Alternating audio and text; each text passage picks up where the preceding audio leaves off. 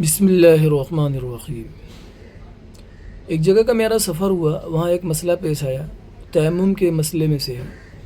پانی کم تھا اور ایک پائپ سے پانی آ رہا تھا، اس میں لوگ باری باری وضو بنا رہے تھے اور جماعت کھڑی ہو چکی تھی، اور ایک بزرگ آئے، یعنی کہ 60 سال 70 سال کی جو بھی عمر رہی ہوگی ان کی، تو دیکھے بھیڑ لگی ہے اور فٹافٹ وہ سب وضو بنا رہے ہیں، تو انہوں نے کہا کہ تیمم کر لو، اور جو ہے اور جو پائپ لگا ہوا تھا، جو نل اس کا لگا ہوا تھا، اس میں پانی نہیں آ رہا، صرف ایک پائپ سے پانی آ رہا تھا، اسے سب باری باری بنا رہے تھے۔ تو جو ہے انہوں نے کہا کہ سب کو کہا کہ تیمم فٹافٹ جو ہے کر لو، پانی نہیں آ رہا ہے۔ حالانکہ تیمم کا مسئلہ یہ نہیں ہے، تیمم کی 6 شرائط ہیں، تیمم کے 6 شرائط ہیں، وہ کیا کیا ہیں میں آپ کو بتانا چاہتا ہوں، اور اس کو یاد رکھنا چاہیے ہر ایک کو کہ تیمم کب کرنا چاہیے۔ اللہ تبارک و تعالیٰ قرآن مجید میں صاف واضح دلیل 2-2-4 کی طرح بتایا، 2-2-4 ہوتا ہے نا، 2-2-4 کی طرح عیاں کیا اور ظاہر کیا کہ تیمم کب ہوتا ہے۔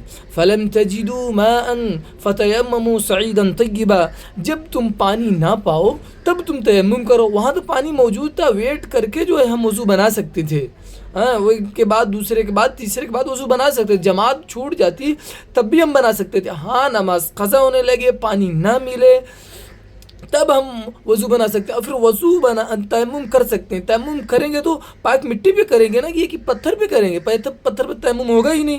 وہ جناب میں نے دیکھا تیمم پتھر پہ کیے، نہیں جو وال لگی ہوئی تھی، جو اس کی ٹائلس لگی ہوئی تھی، اس پہ باقاعدگی کے ساتھ تیمم کی۔ مجھے تو ہنسی آ رہی تھی، اور میں بہرحال ٹوکا بھی اور لوگوں سے کہا بھی دیکھو یہ کیسے تیمم کر رہے ہیں۔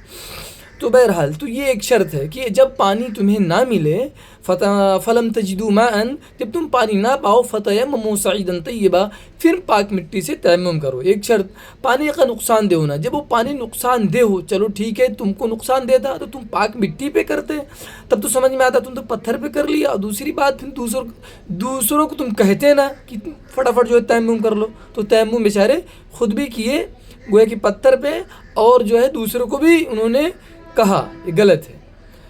تو بہرحال اللہ کے رسول صلی اللہ علیہ وسلم کے پاس ایک آدمی کو زخم لگا، اس نے غسل کیا اور انتقال کر گیا، تو نبی کرم صلی اللہ علیہ وسلم نے فرمایا انہوں نے اپنے آپ کو قتل کر لیا، انہیں اللہ تبارک و تعالیٰ ہلاک کرے۔ نہیں جانتے تو انہیں پوچھنا چاہیے تھا کہ پانی جب نقصان دے رہا ہے تو اس میں کیا حکم ہے۔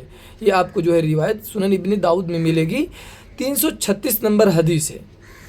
2 ہو گیا، اور نمبر 3 تیمم کا مٹی ہونا ضروری ہے، مٹی ہونا چاہیے، یعنی تیمم جس سے کریں گے وہ پاک مٹی ہونا چاہیے۔ تیمم صرف پاک مٹی یا گرد والی چیز سے ہو سکتا ہے۔ دلیل کیا ہے؟ فَتَيَمَّمُوا صَعِيدًا طَيِّبًا، صَعِيدًا طَيِّبًا، طیب کہتے ہیں پاک کو، صعید مطلب کہتے ہیں مٹی کو، تو پاک مٹی پر تیمم کرو۔ نمبر 3 ہو گیا۔ نمبر 4 نیت کو ہونا ضروری ہے، انما الاعمال بالنیات، انما الاعمال بالنیات بخاری کی پہلی حدیث ہے، اعمال کا دار و مدار نیت پر ہے، اور ہر شخص کو وہی ملتا ہے جس کی اس نے نیت کی ہے۔ نمبر 4 ہو گیا۔ نمبر 5 طریقہ کار سنت کے مطابق ہو، اللہ کے رسول صلی اللہ علیہ وسلم نے جیسے بتایا ہمیں ویسے طریقہ ہونا چاہیے۔ کیا بتایا؟ حضرت عمار بن یاسر رضی اللہ تعالیٰ عنہ سے مروی ہے کہ اللہ کے رسول صلی اللہ علیہ وسلم نے مجھے تیمم کرنے کا طریقہ سکھایا۔ وہ طریقہ کیا؟ دونوں ہاتھ زمین پر مارے اور چہرے پر پھیر لیا، پھر ہاتھوں پر پھیر لیا۔ صحیح بخاری میں یہ روایت ہے، 347 نمبر حدیث میں۔ اور 6 نمبر کیا ہے؟ تیمم کرنے والا مسلمان عاقل و بالغ ہو۔